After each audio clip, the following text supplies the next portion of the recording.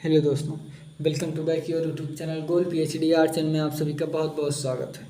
आज हम पढ़ेंगे नंदलाल बसु के विषय में। इसके पहले हम लोग अनिलनाथ टैगोर और गगननाथ टैगोर के विषय में पढ़ चुके हैं। ये टॉपिक थोड़ा बड़ी होगी, देखते हैं एक वीडियो में आएगा कि नहीं। ठीक है। जन्म एवं शिक्षा। नंदलाल बसु अनिलनाथ टैगोर के प्रमुख शिक्षकों में से एक थे, जो मास्टर मोसाई के नाम से प्रसिद्ध थे। सहज, सरल एवं निर्भिमानी बसु उन कलाकारों में से थे जिन्होंने धन और यश का मोह त्याग कर सच्चे मन से कला की साधना की थी। हम लोग तेजी से फास्ट रिवीजन करते हुए चलेंगे, ठीक है।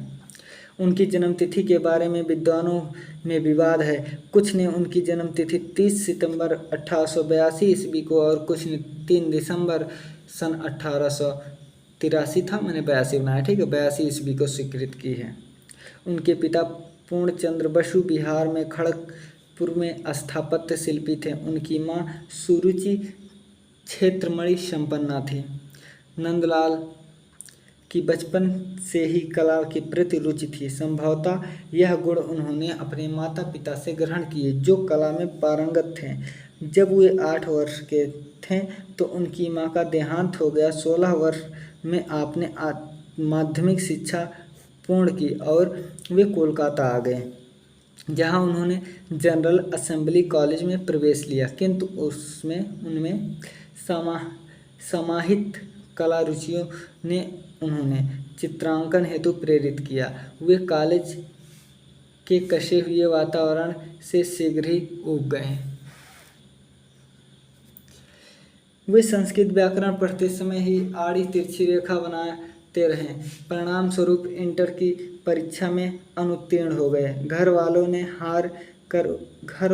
हार कर उन्हें वाणिज्य कॉलेज में दाखिला दिला दिया, किंतु यहाँ भी वे असफल रहे।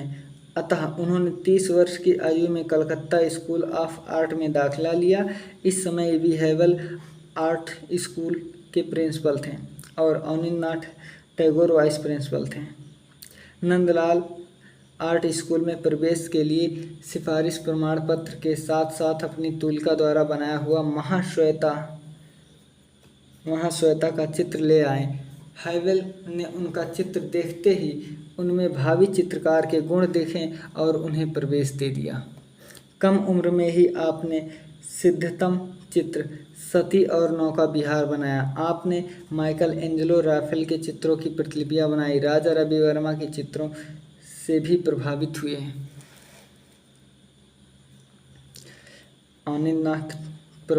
सन 1917 ईस्वी में श्री अनिलनाथ टैगोर के शिक्षा दीक्षा प्राप्त करने के बाद कोलकाता में गुरु रविन्द्रनाथ टैगोर द्वारा स्थापित विचित्रा नामक कला शिल्प केंद्र और ओरिएंटल स्कूल ऑफ आर्ट का उन्हें प्रिंसिपल नियुक्त कर दिया गया। अपनी संस्था गीतांजलि आदि रचनाओं के लिए चित्र बनाए। सन 1922 ईस्वी में Indian society of oriental art की नौकरी छुड़ा गुरुदेव ने इन्हें विश्व भारती कला भवन का अध्यक्ष बनाकर शांति निकेतन ले गए और यहाँ कला भवन के अध्यक्ष के रूप में नियुक्ति मिली।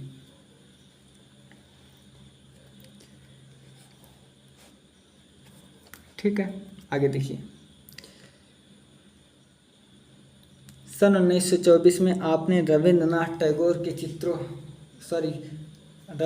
टैगोर के साथ बर्मा, मलाया, चीन, जापान की यात्राएं की और 4 माह तक उन देशों की चित्रण पद्धति का अध्ययन किया।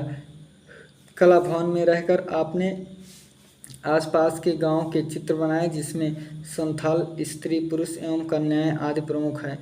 आप 74 वर्ष की आयु में शांति निकेतन में रहे और